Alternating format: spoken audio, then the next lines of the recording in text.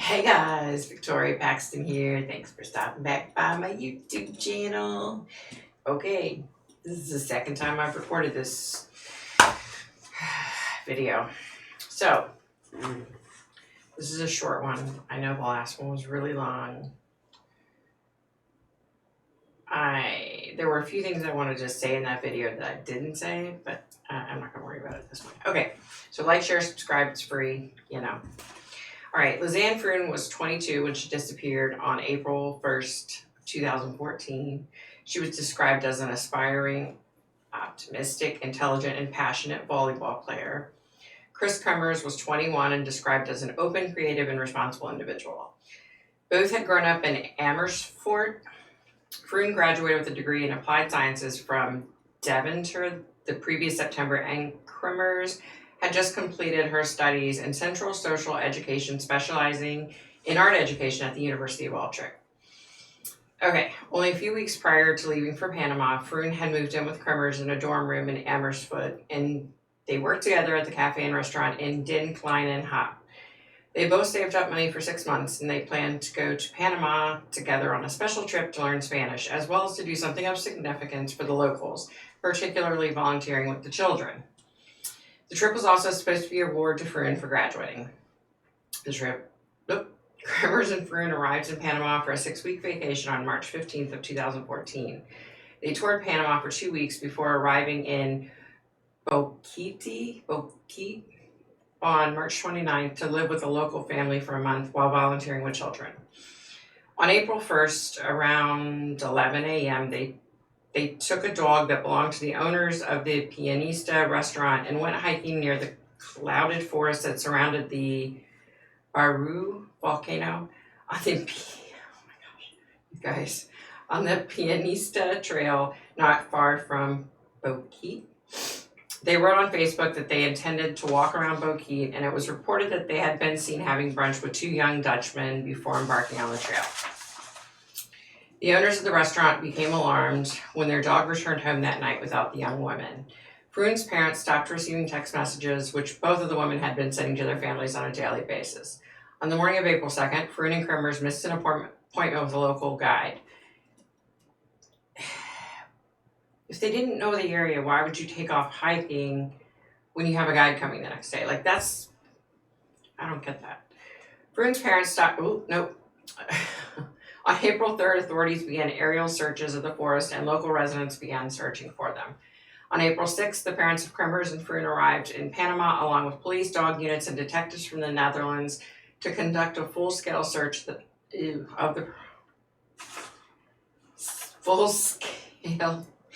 search for 10 days. The parents offered a $30,000 reward. 10 weeks later, a local woman turned in Froon's blue backpack, which she had found in a rice paddy by a riverbank near her village of Alto Romero in the Boca del Toro region.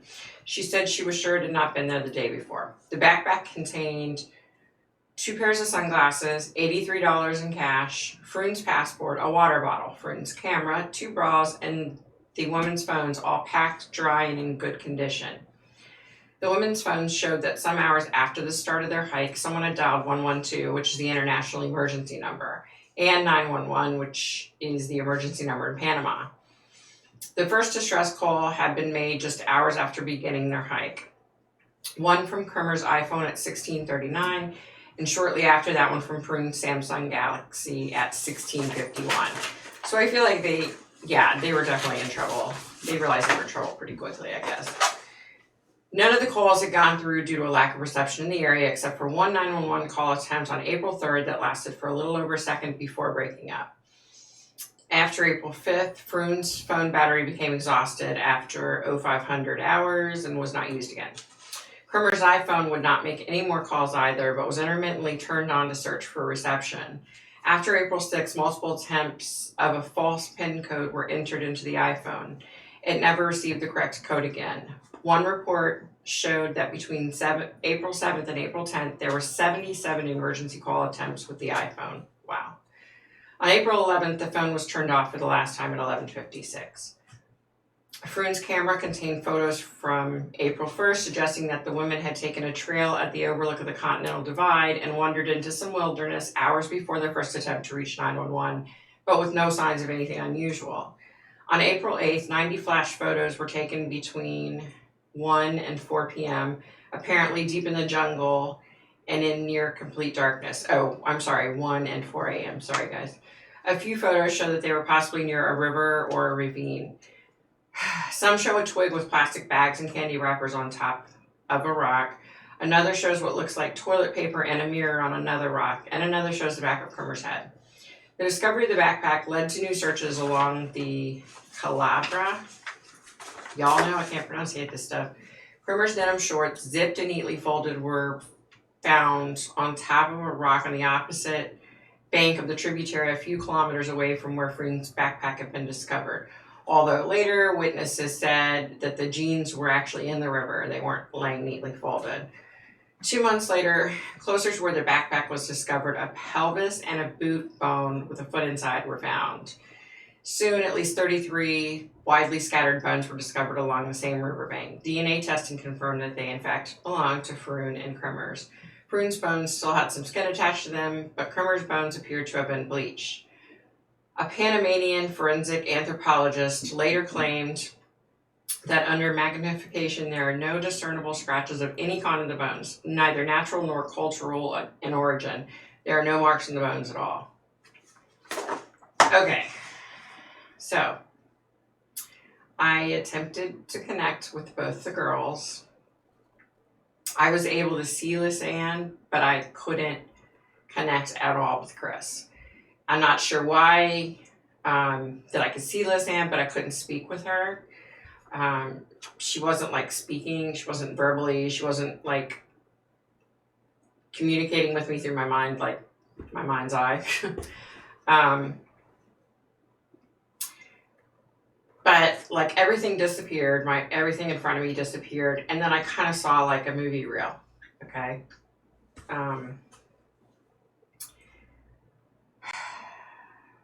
This is a tough one, you guys. Okay, so everything disappeared. I see this movie reel playing out, right? So I see Kris and Lisanne, they're like hugging and sobbing hysterically. And they're both trying to console each other. Like they're both, you can tell they're clearly like freaking out. And so they're trying to console each other. And then I go forward, I see a little bit later, it's pitch black.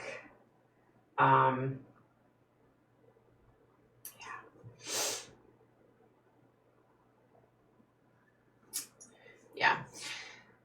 So I saw Lisanne sitting on the ground and Kris was up walking around, and she was obviously like trying to get a cell phone signal because she had her, her phone like up in the air trying to get reception. So then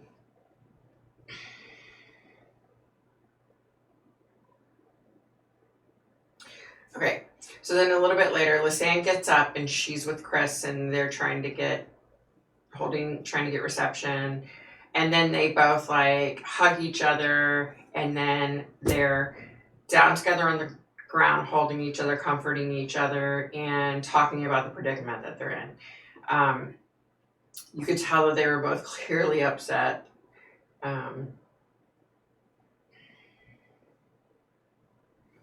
Okay, so then fast forward, and it appears like it's daylight, but it's still kind of dark. And I see them both walking, and then I see Kris fall, and then it's pretty clear that she's like hurt her hip or her leg, I believe. I think it's more of like her hip, like she hurt her hip, like she stepped down funny or something. Okay, so then fast forward, and then all of a sudden it's raining. But let me tell you something, okay? The worst storm I can ever remember being a part of was in Mexico. And it was like pouring. There were tornado warnings, so we were stuck in the resort. They wouldn't let anybody go out, obviously. So I was watching it on the balcony, and even standing on the balcony for 20 seconds, man, I was pelted with rain, and it hurt like a son of a gun. I mean, it was like, it was coming down. And what I see, it was like bad rain, right? And then I see Lisanne trying to help Kris, and they're trying to get underneath like this little overhang to try to shield themselves a little bit. They're holding each other. You can tell they're cold. They're soaking wet. They're scared to death. Yeah. Yeah, it was just, I've never seen rain like that. And I thought what I saw in Mexico was bad. This was horrible. I mean, it physically hurts to get rained on by this stuff. Like, it physically would hurt, you know, because it was so intense and strong. Okay, so I see them both periodically. They pull their phone out. I see Lisanne, and she's actually climbing. She's climbing, and, you know, she stops, and she's like, you know, trying to get reception. So she's like climbing up the side of a mountain, or, well, it's not a mountain, though. It's not a mountain. Yeah, so it's not a mountain. I don't know how to explain it. It's like a hill. How about that? And she's, you know, reaching up with her cell phone, and she's desperately trying to get service, and she's obviously not getting it, and she's getting frustrated. So she climbs back down, and she goes over, and she sits down with Kris, and she's just like hysterical. Fast forward a little bit, and it appears that Kris, she looks as if she's gone. I don't know that to be a fact, but it appears that that's what I'm feeling like. I think she's gone. Hang on just a second, seeing as how my cat has decided now she doesn't want to be in here with me anymore. She wants to go into the hallway. So she's frantically prying at the bottom of my door, scratching the crap out of my new paint to get out. So hang on just a second. Okay, so apparently somebody doesn't want me to record this video because nothing has worked out today. Like, sorry guys. Okay, yeah, so it appears that Kris is gone. Lisanne is laying on her. And you can tell, like, I can tell by looking at Lisanne that I think she's, like, you know, dehydrated and just, she's just emotionally spent, basically. I mean, you can definitely tell that, but I think she also is possibly, like, dehydrated or something.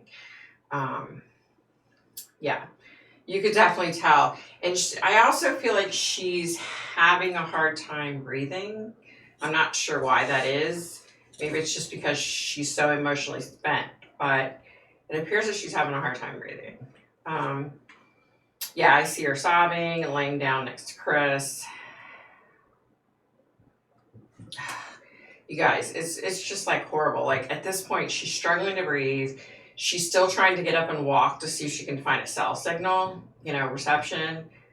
But she's just finally, at the last time that I see her, she's just spent. Yeah, this was a really hard one, you guys. Like,